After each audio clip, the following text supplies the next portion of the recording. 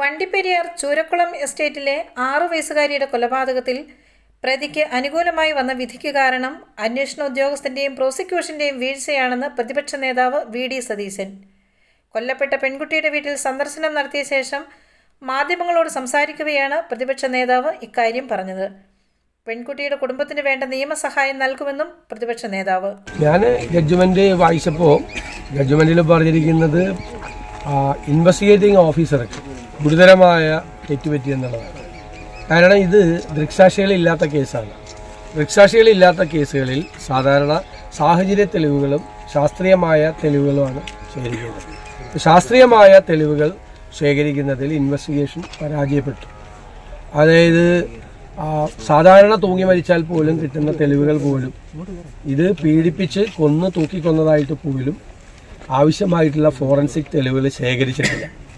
അവിടെ നിന്ന് കളക്ട് ചെയ്ത ബെഡ്ഷീറ്റ് പോലും ഈ തെളിവ് നിയമപ്രകാരമുള്ള പ്രൊസീജിയർ അനുസരിച്ച് നടപടിക്രമങ്ങൾ പാലിച്ചുകൊണ്ടല്ല അത് എടുത്തിരിക്കുന്നത്.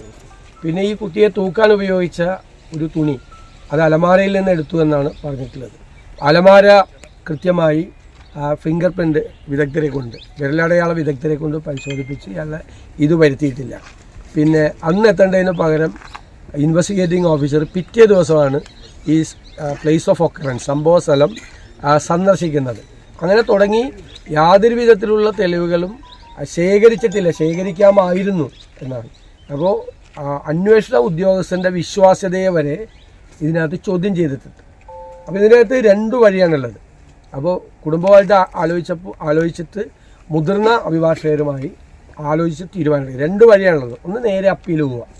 അപ്പോൾ ഇതിൻ്റെ അകത്ത് പറഞ്ഞിരിക്കുന്ന ഈ തെളിവുകളുമായി അപ്പീൽ പോയാൽ ഇപ്പോഴുള്ള വിധി റിവേഴ്സ് ചെയ്യാൻ മാറ്റാനുള്ള എന്തെങ്കിലും സാധ്യത ഉണ്ടോ, ഇപ്പോഴുള്ള തെളിവുകളും മതിയോ, ജഡ്ജ്മെൻറ്റിലെ കുഴപ്പമാണോ നോക്കണം, പരിശോധിക്കണം.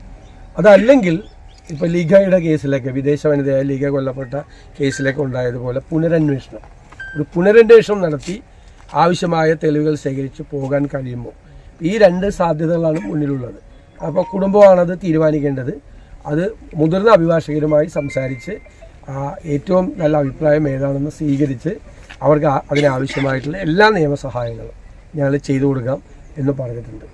ഇതിനൊരു രാഷ്ട്രീയ പശ്ചാത്തലം കൂടി ഉണ്ടായിരുന്നു. ഈ കേസ് ഏതെങ്കിലും തരത്തിൽ അട്ടിമറിക്കപ്പെടാനുള്ളൊരു സാധ്യതയുണ്ടെന്നുള്ള ആരോപണം നേരത്തെ തന്നെ ഉയർന്നിരുന്നു. ഈ വിധിക്ക് പിന്നാലെ അതിനൊന്നുകൂടി മൂർച്ച കൂടുകയാണോ? അല്ല, തീർച്ചയായിട്ടും അതിലൊരു അടിസ്ഥാനമുണ്ട്. കാരണം ഈ വാളയാർ കേസിൽ ഇപ്പം ഞാൻ തന്നെ മുഖ്യമന്ത്രിക്ക് അന്ന് ഇവിടെ വന്നതിന് ശേഷം കൊടുത്ത കത്തിൽ വാളയാർ കേസിനെ സംഭവിച്ചത് ഇതിൽ സംഭവിക്കരുത് എന്ന് അതിൽ റിക്വസ്റ്റ് ചെയ്തിട്ട് ഞാനിപ്പോൾ അവരെ കാണിച്ചതാണ്. ആ കത്താണ് അവരുടെ കയ്യിലുണ്ട്, കോപ്പി. ഞാൻ അവർക്കും കോപ്പി അയച്ചു കൊടുത്തിരുന്നത്.